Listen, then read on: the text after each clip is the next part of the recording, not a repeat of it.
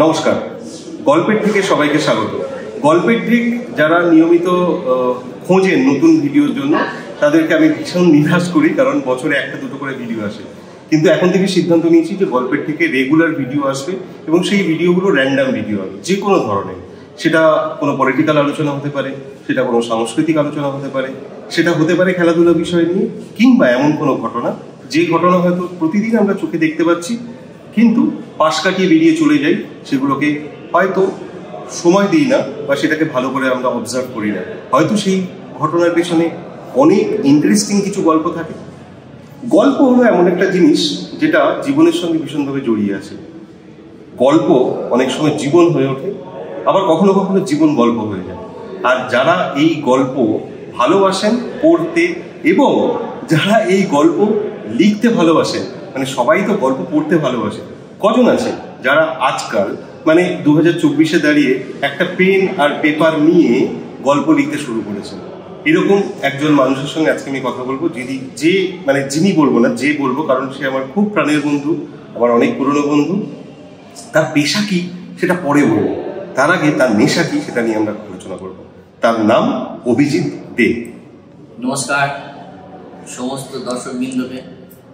বেশ, তো আজকে আমরা এখন এই মুহূর্তে রয়েছি একাডেমি অফ ফাইন আর্টসের গ্যালারিতে, এবং একাডেমি অফ ফাইন আর্টস বলা হয় যে পশ্চিমবাংলার সাংস্কৃতিক পীঠস্থান, যেখানে ছবি বা যেখানে নাটক চর্চা, নাট্য চর্চা, যেটাকে স্ট্যান্ডার্ড ধরা হয়, এবং এটাও ধরা হয় যে বাঙালিদের নাট্য চর্চা বা সংস্কৃতি চর্চা সেটার একটা পীঠস্থান বা একটা মন্দির বা মসজিদ বলা যায়। সেই রকম একটা জায়গায় আজকে অভিজিৎ দে, তার একটা ছবির প্রদর্শনী চলছে, সেখানে আমরা এসেছি। কিন্তু এই ছবির প্রদর্শনীতে কেন গল্প নিয়ে আমরা কথাবার্তা বলছি?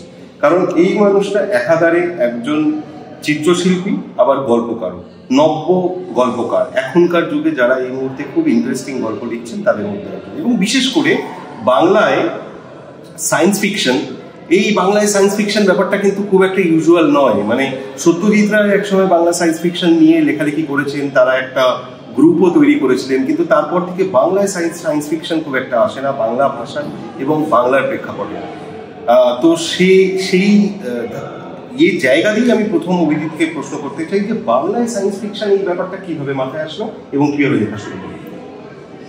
দেখুন, প্রথমে আমি দর্শকদের বলি যে আমার বন্ধু আসিফ যে পরিচয় আমার দিলেন, সেটা ওর আমার প্রতি ভালোবাসা বলতে পারেন। আমি অতটা উচ্চতা মাপের কোনো ব্যক্তি বর্গ নই। যদি আমার যেমন আমাকেও সাহিত্যিক বলে পরিচয় দিল, যদি আমি সাহিত্যিক হই তাহলে পৃথিবীর প্রত্যেকটা বাবাই এক একটা সাহিত্যিক।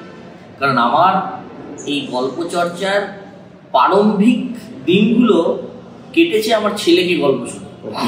যেমন প্রত্যেকটা আপামর বাঙালি মা বাবা তার সন্তান সন্ততিকে গল্প শুনিয়ে ঘুম পাড়ায়, খাওয়ায়, সেই হিসাবেই আমার গল্প চর্চা শুরু।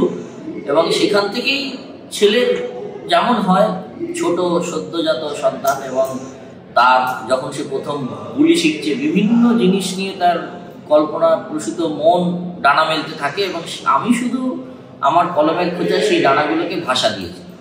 তো সুতরাং সেইভাবেই আমার গল্প লেখা শুরু, প্রথমে বলা শুরু, তারপর সেটাকে লেখা শুরু, আর তারপরে আমার বন্ধু বান্ধব বা ওদেরই মতো কিছু লোকের বলতে পারে ইন্ধনে অথবা উৎসাহে সেই লেখা আজকে কালো কালো হরফে সাদা পেপারের ওপর বেরোচ্ছে। এর বাইরে আর মানে আমার তরফ থেকে গল্প সম্বন্ধে আর কিছু বলার নেই। বাকি পাঠক পাঠিকারা বলবে যে গল্প কতটা ভালো লেগেছে, কজনকে ইন্সপায়ার করেছে, কজনকে ব্যক্তিগত সাফল্য এনে দিয়েছে, সেগুলো গল্প পড়লে বোঝা যাবে। কিন্তু আমার দিক থেকে আমার পরিচয় বলতে সংক্ষিপ্ত ওইটুকুই যে একজন বাবা তার ছেলেকে বলা গল্পগুলো শুধু খাতায় প্রকাশ করেছে, ব্যাস।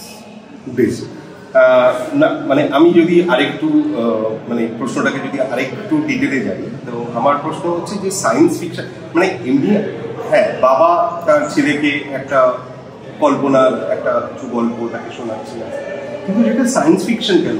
কারণ সায়েন্স ফিকশনটা তো মানে সাধারণত ঈশপের গল্প শোনানো হয়, সাধারণত পশু পাখি, এবং যেখান থেকে কিছু হয়তো টিপস দেওয়া যাবে, এই ধরনের। আমাদের যে সংস্কৃতি বা আমাদের বাংলায় যে সমস্ত সাহিত্য এসছে, শিশু সাহিত্য এসছে, তার মেজরিটি এসছে কিন্তু ভূতের গল্প এসছে, কিছু ম্যাক্সিমাম ভূতের গল্প এসেছে, সেই ভূতের গল্পটা অ্যাকচুয়াল হরর নয়, সেটা হচ্ছে সেটা কোনো একটা জায়গায় কমেডি মিশে আছে। আর কিছু কিশোর সাহিত্য, এবার সেই কিশোর সাহিত্যগুলো ম্যাক্সিমামই হয়তো পাশ্চাত্য দেশের লেখা, সেই লেখাগুলোর বাংলা সংস্করণ সেরকম। কিন্তু এই যে সায়েন্স ফিকশন, মানে গল্পটা আপনারা জানেন না, আমি গল্প পড়েছি, তো আপনারা নিশ্চয়ই আজকে এই ভিডিওর পরে খুঁজবেন অভিজিৎদের লেখা সায়েন্স ফিকশন, এবং সেটা আমরা মেনশনও করবো যে কিভাবে কোথায় সেই গল্প বই পাবেন। তো আমি সেই গল্পটা পড়তে গিয়ে দেখেছি যে অদ্ভুতভাবে সেখানে একটা এক্সট্রা টেরেস্ট্রিয়াল ব্যাপারও এসছে, সেখানে এলিয়েনের ব্যাপার এসছে, বাংলায় একটা সুন্দরবনের প্রেক্ষাপটে একটা এলিয়েন আসছে, এবং শেষে একটা দারুণ দুর্দান্ত মেসেজও আছে। এই যে গোটা ব্যাপারটা, সেটা কিভাবে আসলো? দেখুন, আমার আমি বলবো যে এই ধরনের সায়েন্স ফিকশন লিখতে গিয়ে আমার বইতে আপনি যেটা মূলত তিনটে জিনিস পাবেন, সেটা হচ্ছে আমার মনে হয় ছোট বাচ্চাদের কিছু কিছু কল্পনার মনের সাথে সাথে কিছু কিছু সায়েন্টিফিক ইনফরমেশন দরকার। কারণ আগামী দিনে বিজ্ঞান আপনার উপকারে লাগবে না অপকারে লাগবে, সেটা মূলত নির্ভর করছে এইসব ছোট ছোট শিশুগুলোর চিন্তা ভাবনা। কারণ একটা যে কোনো ধর ইলেকট্রিক সুইচ আপনাকে আলোও দিতে পারে, সেই ইলেকট্রিক সুইচে আপনার প্রাণও নাশ করতে পারে। সেক্ষেত্রে আপনি সেই কারেন্টটাকে ভালো দিকে লাগাচ্ছেন না খারাপ দিকে লাগাচ্ছেন, তার দুটোই নির্ভর করবে আপনার চিন্তা ভাবনার উপর। যেমন যে কোনো ধরনের এক্সপ্লোসিভ ডিপার্টমেন্ট, এক্সপ্লোসিভ যেমন সোডিয়াম জলে ফেললে বাস্ট করবে, আবার সেই সোডিয়াম দিয়ে আপনি লবণ তৈরি করে বিভিন্ন রিয়াকশনের মাধ্যমে আপনি সেটাকে কেমিক্যালি অ্যাক্টিভ করতে পারবেন।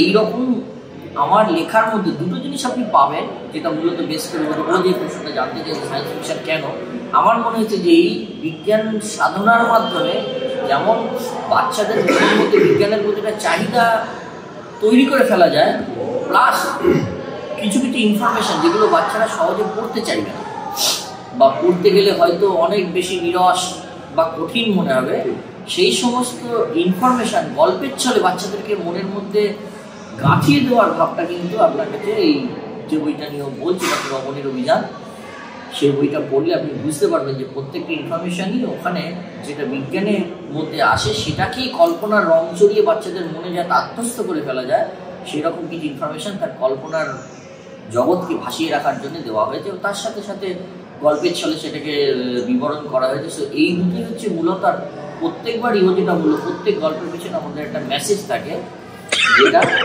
আগামী প্রজন্মের জন্য, যে যাতে তারা, আমরা হয়তো চলে যাব কিন্তু যাতে তারা পরবর্তী জীবনে এই মেসেজটাকে ক্যারি করে নিয়ে যায় যে বিজ্ঞানকে আমার সফলতার কাজে লাগাতে হবে, বিজ্ঞান যেন তার ক্ষতিকারক দিক আমাকে প্রভাবিত করতে না পারে, সেই মেসেজটা প্রত্যেকটা গল্পের শেষেই কিছু না কিছু দেওয়া থাকে। তার মানে ডক্টর অবনীর অভিযানে আমরা যেটা পাচ্ছি সেটা হচ্ছে এন্টারটেনমেন্ট তো পাচ্ছি, কিন্তু তার সঙ্গে একটা ইনফরমেশনও আছে, যেটাকে আমরা একসঙ্গে, যেটা এখন সাধারণত যেটা চলছে,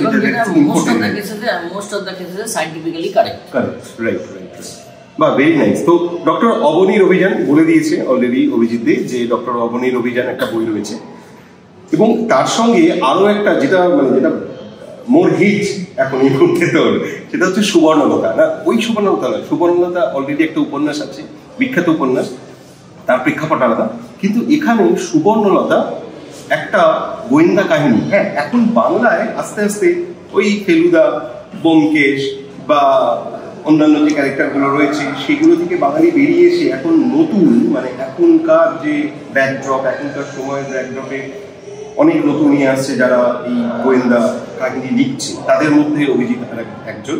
তো এই সুবর্ণলতার ব্যাপারে একটু শুনতে চাই। বাংলায় মহিলা গোয়েন্দা মিতিন মাসি ছাড়া সেরকম আমার খুব একটা অ্যাট্রাকটিভ গোয়েন্দা পড়েছি, বইতে পাবলিশ হয়েছে, কিন্তু আরো অনেক গোয়েন্দা কাহিনী আছে। কিন্তু সেক্ষেত্রে কোথাও আমার মনে হচ্ছে যেন তথাকথিত যেভাবে ছেলেরা গোয়েন্দাগিরি করে থাকে, পুরুষতান্ত্রিক সমাজে পুরুষদেরকে যেভাবে গোয়েন্দাগিরি করতে দেখানো হয়, সেই হিসাবে একটা মহিলা গোয়েন্দাকে এস্টাবলিশ করা হয়নি, বা হয়তো হবে কিনা ভবিষ্যতে জানা নেই। সেই অর্থে আমি এক চেষ্টা করেছি যে যেহেতু ওনার একটা নিকনেমও আছে, গোয়েন্দা সুবর্ণলতার একটা নিকনেম আছে যেমন লেডি হোমস, ঠিক আছে, ইচ্ছা করেই একটা পুরুষ নামটাকে ওটাকে ফিট করা হয়েছে, যে সামহাও যে আমাদের চারিদিকে বলা হয় যে নারী পুরুষ সমান, আদবে আমরা ম্যাক্সিমাম ক্ষেত্রে যে বলছে সেও হয়তো মানে না, বা যিনি এটা শুনছেন তারাও হয়তো মানেন না যে হ্যাঁ সত্যি নারী পুরুষ সমান। কিন্তু তবুও কোথাও একটা প্রচেষ্টা দেখানোর যে হ্যাঁ বাস্তবিক অর্থে কিন্তু সমান, আপনি মানুন আর না মানুন, এটা আপনাকে মানে ওপরওয়ালা প্রদত্ত সত্যি যেটা সত্যি সমান সেটা আমি মানি বা যে কেউ মানুন, তাদের কিছু যায় আসে না।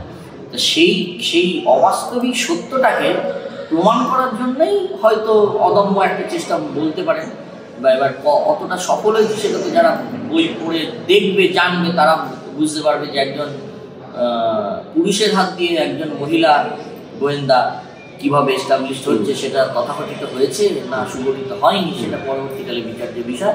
তবে পরে দেখতে পারেন, আশা করছি খুব একটা ভালো লাগবে না, কারণ আমাদের বাঙালির যাত্রা তো শুরু হচ্ছে গিয়ে কি বহু আগে দীপক চ্যাটার্জি অথবা আমাদের যে লালবাজারের গোয়েন্দা কাহিনী যিনি লিখেছিলেন, ঠিক আছে, আমি তারপরে হচ্ছে কি বহুদিন পর ফেলুদা ব্যোমকেশ বহুদিন পর আসছে। সুতরাং এর মধ্যেখানে তো এস্টাবলিশ গোয়েন্দা হয়তো আছে, অল্প দিয়ে এসছেন কিন্তু সেইভাবে পাওয়া যায়নি। তারপরে আমার মনে হচ্ছে যে সামান্য মহিলা গোয়েন্দা একজন আসা উচিত, কারণ মহিলারা সব দিক থেকে এখন সফল হয়েছে, সব দিক থেকেই তারা এস্টাবলিশ। সেই অর্থে যেটুকু প্রচেষ্টা বলতে পারেন, ক্ষুদ্র একটা প্রচেষ্টা। মহিলারা এমনি সবসময় বেটার গোয়েন্দা, সেটা ঠিক, কিন্তু মহিলারা বেটার গোয়েন্দা তার সংসারের বাইরে, সংসারের বাইরে যে কতটা তারা গোয়েন্দাগিরি করলে কি সাংঘাতিক পর্যায়ে যেতে পারে সেইটা জানতে গেলে পড়তে হবে সুবর্ণদা। আমরা আর জিনিস থেকে বাড়াচ্ছি না, এবারে আমরা চলে এসে চট করে যখনই মহিলা প্রসঙ্গ আসলো, আমি একটা ছবি, আজকে তো মূলত অভিজিৎদের ছবির তার হাতে আঁকা ছবির প্রদর্শনী, তার এটাও একটা পার্ট। অ্যাকচুয়ালি মানুষের যে আর্টিস্টিক যে জিলটা থাকে, সেই জিলটা বিভিন্ন প্ল্যাটফর্মে বা বিভিন্ন মাধ্যম দিয়ে বেরিয়ে আসে। সেক্ষেত্রে কখনো লেখায় আসছে, কখনো তার ছবি আঁকার মধ্যে আসছে। ছবি আঁকাগুলো যেগুলো আমি যখন কথা বলছি তখন ব্যাকগ্রাউন্ডে আপনারা ছবি দেখতে পাচ্ছেন, যেমন ধরুন এই ছবিটা যেটা এখন আপনি দেখছেন, এই ছবিটা মানে আমার দুর্দান্ত লেগেছে। মানে সব ছবিগুলোই ভালো লেগেছে, কিন্তু তার মধ্যে একটা স্ট্যান্ড আউট করেছে যে একটা মানে স্ত্রী ভ্রূণ হত্যা, এবং সেটাকে এত সুন্দরভাবে দেখানো, এবং তার মধ্যে আমার একটা অদ্ভুত একটা গডেস ব্যাপার লেগেছে এই ছবিটার মধ্যে, একটা অন্যরকমভাবে বলার একটা প্রচেষ্টা। তো এই টপিকটা তো সত্যি খুব জীবন্ত আমাদের দেশের মধ্যে, কিন্তু এই যে তোর আঁকার প্রত্যেকটা আঁকার মধ্যে আমি যেটা দেখছি সেটা হচ্ছে একটা সুন্দর কালার প্যালেট, কালারগুলো নিয়ে সুন্দরভাবে, বিশেষ করে এই ছবিতে মানে এত ওয়ার্ড একটা সুন্দর ছবি মানে ইয়ে রয়েছে, এবং সেখানে একটা ভ্রূণ রয়েছে, সেখান থেকে একটা ঘাস বেরোচ্ছে, একটা হালকা মানে মনে হচ্ছে একজন মহিলা, তার চুলের শেড দেখা যাচ্ছে না, এই ব্যাপারটা এটা সম্পর্কে একটু বলবো। অ্যাকচুয়ালি আমাদের সমাজে মহিলাদের ওপর প্রচুর অত্যাচার হয়। ভ্রূণ হত্যা হয়তো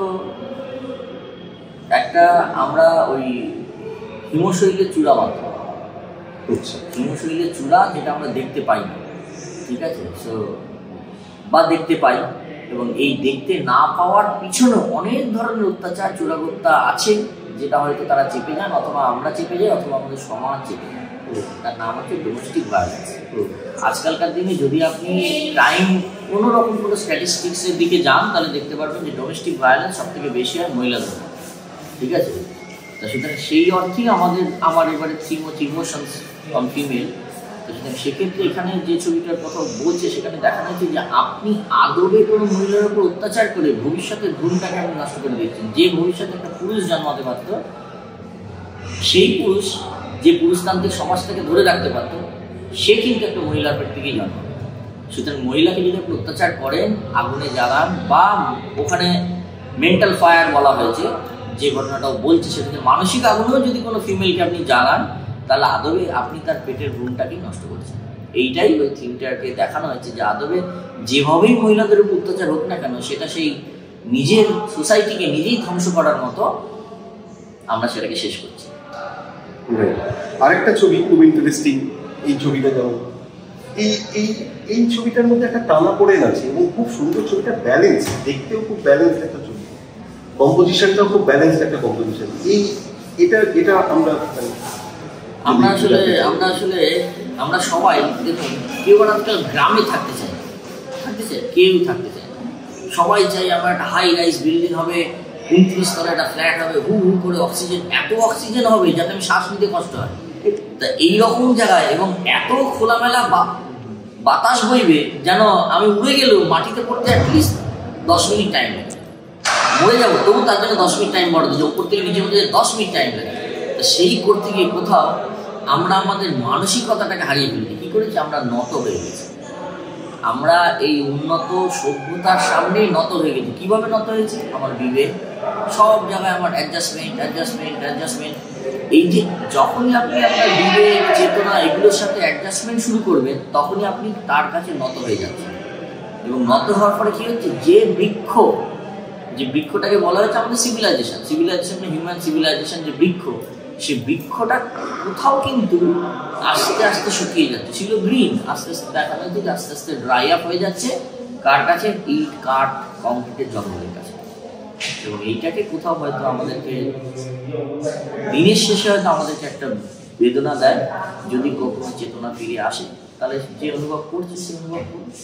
আজকে 24শে জানুয়ারি 2024 এবং এই 2024-এ দাঁড়িয়ে একটা খুব দারুণ একটা এক্সিবিশন হলো এবং সেই এক্সিবিশনের একজন যে ক্যান্ডিডেট তার সঙ্গে কথা হলো, কিন্তু আরো অনেকে আছে। সেই ব্যাপারে একটু ছোট্ট করে জানতে চাইবো যে এই এক্সিবিশনটার ব্যাকে কি রয়েছে এবং কারা কারা এই এক্সিবিশনে অংশগ্রহণ করেছে। আমাদের এই এক্সিবিশনটার নাম হচ্ছে এনলাইটেনমেন্ট। আমরা অ্যানুয়ালি একটা এক্সিবিশন করি কলকাতার উপরে, যেখানে মূলত ফটোগ্রাফি এবং কোলাজ, স্কাল্পচার এবং পেন্টিং এর মাধ্যমে সমাজের বিভিন্ন ইস্যুগুলোকে সামনে তুলে ধরা হয়, যেগুলো আপকামিং ইস্যু বা ভবিষ্যতে সমাজকে থেকে আমাদের চোখে মনে হয়েছে যে সমাজের এটা দেখা উচিত, সেই রকম কিছু ইস্যুগুলোকে আমরা প্রেজেন্ট করি। এবং এবছরও আমার সাথে ডক্টর সপ্তর্ষি চৌধুরী, ডক্টর পুলকেন্দু ভট্টাচার্য, নবকুমার মণ্ডল, অঞ্জন, সোমা ভট্টাচার্য এবং হচ্ছে গিয়ে কি আমাদের রিঙ্কি বোস, এরা কয়েকজন আছে। কিছু লোক ফটোগ্রাফিতে, কিছু লোক পেন্টিংয়ে, কিছু লোক কোলাজে। তাই সবারই আলাদা আলাদা থিমের ওপর করা, কিন্তু সবারই মূল একটা থিম, সেটা হচ্ছে গিয়ে কি এনলাইটেনমেন্ট অফ সোশ্যাল। এবারে আমাদের নাম হচ্ছে chasing of colours and emotions. মানে আমরা সমাজের বিভিন্ন ইমোশনসগুলোকে আমরা তুলে ধরার চেষ্টা করেছি বিভিন্ন ফটোগ্রাফি, পেন্টিং এবং স্কাল্পচার, কোলাজের মাধ্যমে। কতটা সফল হয়েছি বলতে পারবো না, সেটা যারা দেখছেন, যারা আসছেন তারা বলতে পারবেন। সো এবারে কনসেপ্ট আশা করছি ভালো লাগবে। যদি পারেন 21 থেকে 27 তারিখ পর্যন্ত আমাদের এখানে সেন্ট্রাল হলে, আমাদের সেন্ট্রাল গ্যালারিতে একাডেমি অফ ফাইন আর্টে আমাদের চলছে 27 তারিখ রাত 8টা পর্যন্ত। যদি পারেন একবার দেখে যাবেন। বেশ, আমরা আজকের এই অনুষ্ঠান শেষ করতে চলেছি। একটা ছোট্ট কথা দিয়ে শেষ করব। আমরা এই কথাটা খুব শুনেছি যে রাধে সে চুলও বাঁধে। আজ থেকে একটা নতুন কথা আপনারা শুনে রাখুন, যে মানুষের চিকিৎসা করে ভালো করে তোলে, সে ভালো ছবিও আঁকে, ভালো লেখাও লিখতে পারে। তো আজকে আমরা যদি কনক্লুড করি আমাদের অনুষ্ঠানটাকে, তাহলে এইভাবেই কনক্লুড করতে চাই আমার তরফ থেকে। গল্পের থেকে যারা দেখছেন এই মুহূর্তে এবং আগামীতে যারা দেখবেন, তাদেরকে এটা বলি যে একটা মানুষের মধ্যে যে কত সুপ্ত গোপন প্রতিভা থাকে বা কত কিছুর যে তার মধ্যে করার ক্ষমতা থাকে, সেটা মানুষ এক্সপ্লোর না করেই হয়তো এই পৃথিবী ছেড়ে যায়। সবার মধ্যে একটা মনের মানুষ থাকে, সেটা সে নিজেই, তার ভেতরের একটা মানুষ। এই মানুষটাকে খুঁজে বের করার চেষ্টা করুন এবং সে কি বলে মাঝে মধ্যে একটু শুনুন না কান পেতে, তার সঙ্গে কথা বলুন এবং সেটা মেনে চলুন, দেখবেন খুব ভালো থাকবে। সবাই খুব ভালো থাকবেন। গল্পের থেকে আরো সাবস্ক্রাইব করুন, আর গল্পের থেকে আরো বেশ কিছু কন্টেন্ট রয়েছে, সেই কন্টেন্টগুলো সবাই শুনুন, দেখুন, ভালো লাগলে শেয়ার করুন এবং যদি খারাপ লাগে সেটাও জানাবেন। নমস্কার।